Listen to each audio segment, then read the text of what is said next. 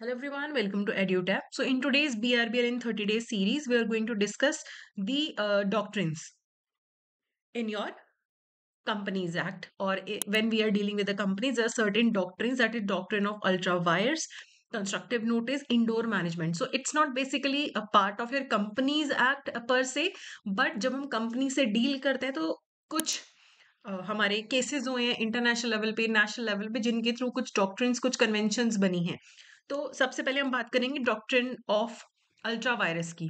तो अगर हम तीनों डॉक्ट्रिन्स को वैसे एक बार ओवरव्यू लेना चाहें तो अल्ट्रा वायरस डॉक्ट्रिन ये हमें बोलती है कि एक कंपनी कोई भी ऐसा काम नहीं कर सकती जो उनके मेमोरेंडम ऑफ एसोसिएशन के अगेंस्ट हो, उसके स्कोप के बाहर हो। बेसिक यही मीनिंग है इसका। कंस्ट्रक्टिव नोटिस की जो डॉक्ट्रिन है वो ये बोलती है कि अगर कोई कंपनी के साथ डील कर रहा है तो ये अज्यूम किया जाता है कि उसे कंपनी के मेमोरेंडम ऑफ एसोसिएशन और आर्टिकल ऑफ एसोसिएशन के बारे में जानकारी है।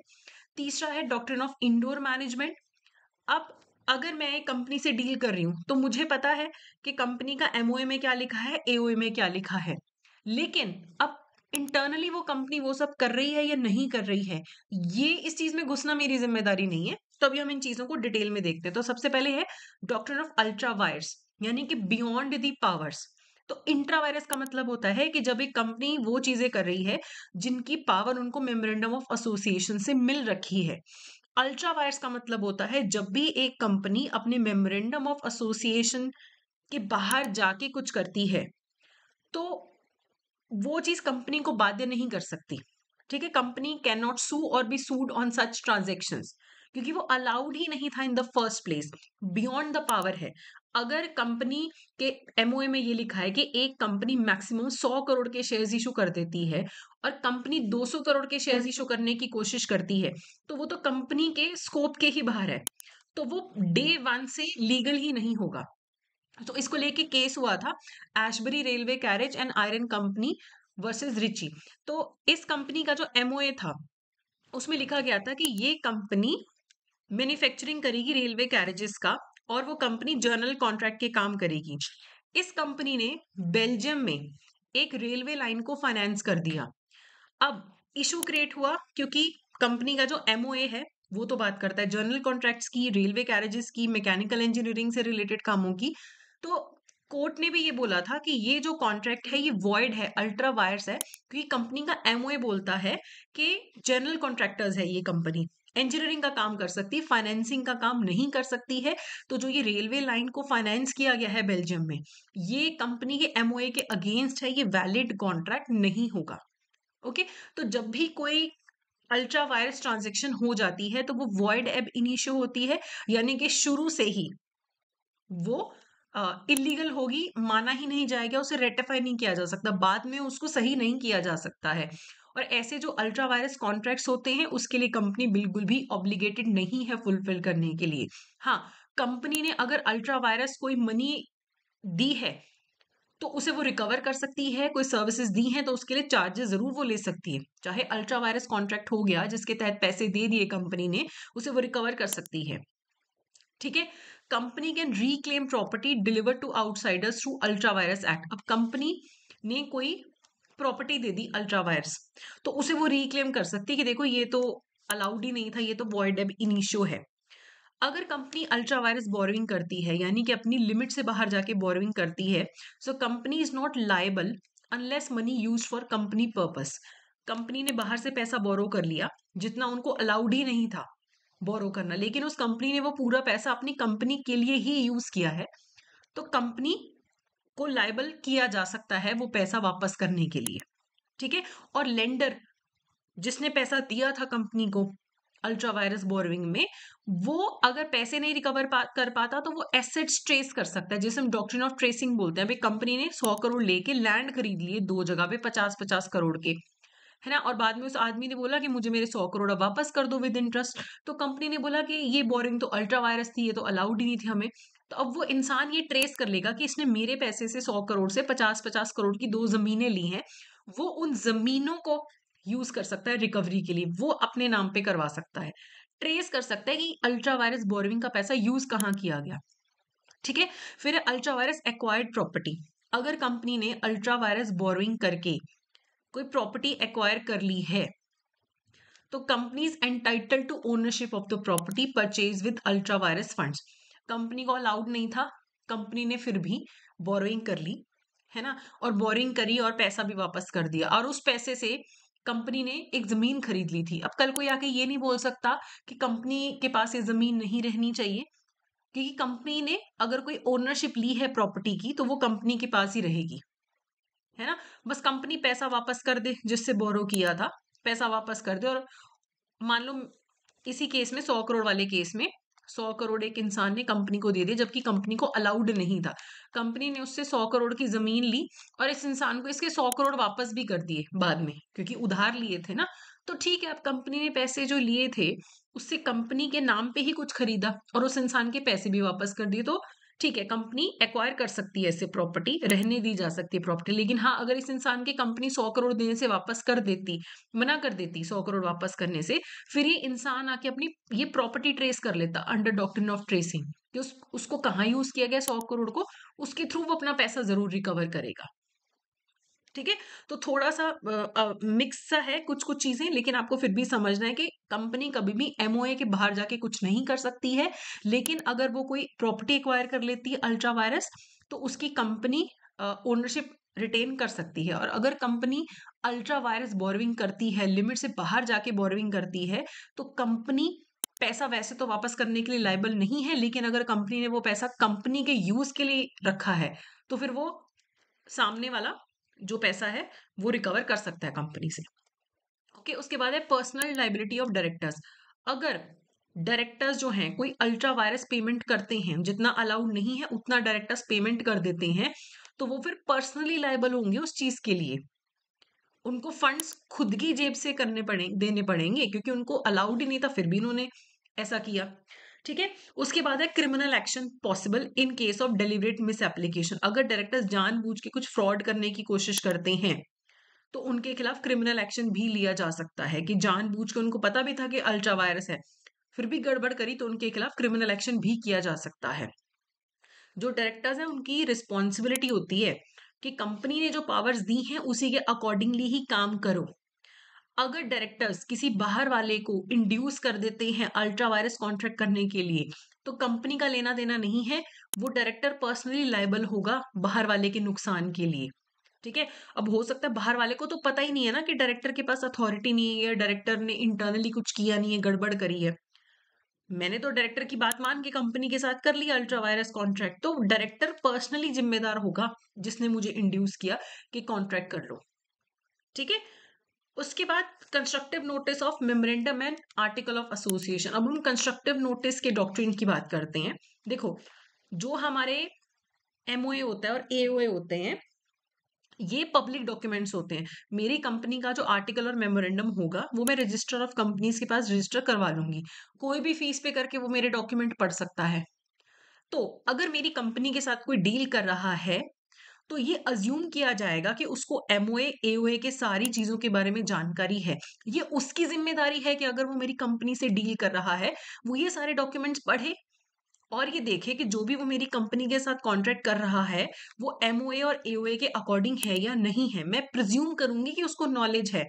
कल वो बाद में मुझे आके ये नहीं बोल सकता कि मैं तो ये कॉन्ट्रैक्ट कैंसिल करना चाहता हूँ, मुझे तो पता नहीं था तुम्हारे एओए और एमओए में क्या लिखा हुआ है। ऐसा नहीं होता। अगर आपने एक बार MOA AOA register of companies के पास रजिस्टर करवा रखा है, तो वो पब्लिक नॉलेज माना जाता है।